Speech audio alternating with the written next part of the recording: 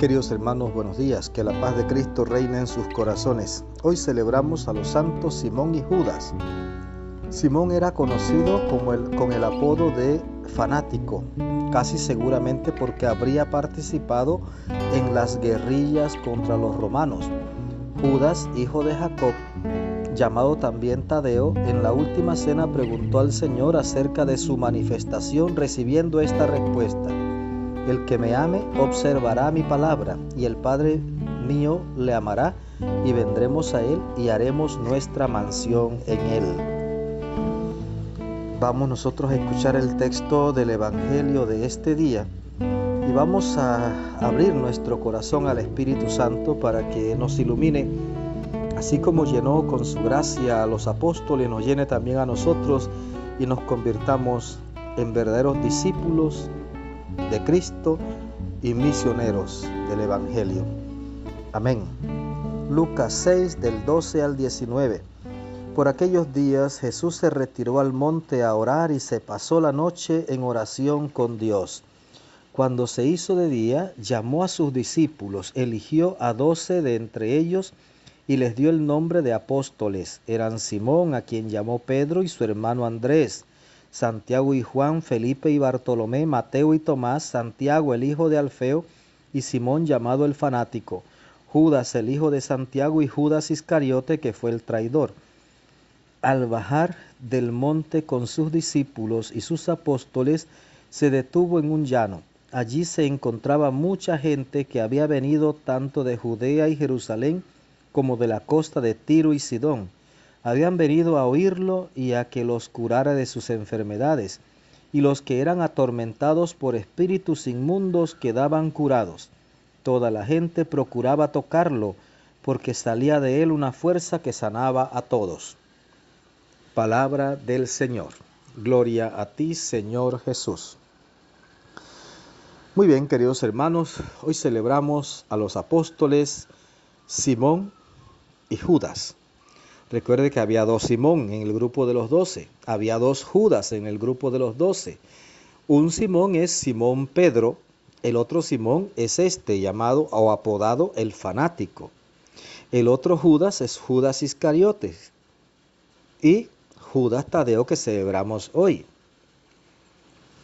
Entonces, aquí, aunque estemos celebrando a los apóstoles Simón y Judas, el centro siempre sigue siendo Jesús, siempre.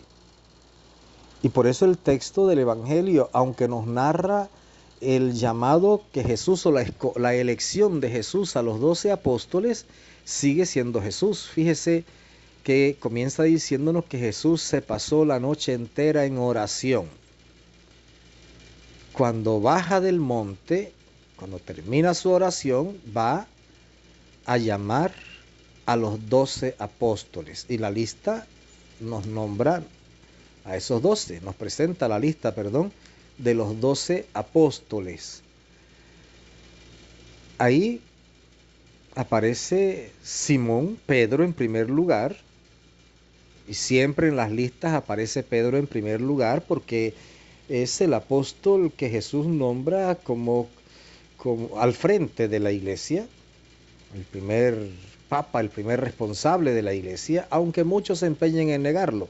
Siempre aparece Simón, llamado Pedro, en primer lugar. Y así va llevando la lista, y al final aparece Judas, hijo de Jacob, o sea, Judas Tadeo, y Judas el Iscariote, que fue el traidor. Además de la lista, nos dice qué hacía Jesús. Dice que llegó a un lugar descampado y se reunió ante él una multitud. La gente iba a escuchar la palabra, que es lo primero, lo fundamental, escuchar la palabra del Señor, la palabra de Dios, a que los curara de sus enfermedades. Y aquellos que tenían algún espíritu inmundo eran liberados. Pero mire, lo primero, iban a escuchar. ¿Qué encontramos a mucha gente hoy día? Que no quiere escuchar. No quieren escuchar. La gente no quiere escuchar, pues es que escuchar la palabra produce cambios. esos cambios en mi vida entonces me capacitan para poder recibir el milagro de ser sanado. Y por supuesto el demonio es expulsado.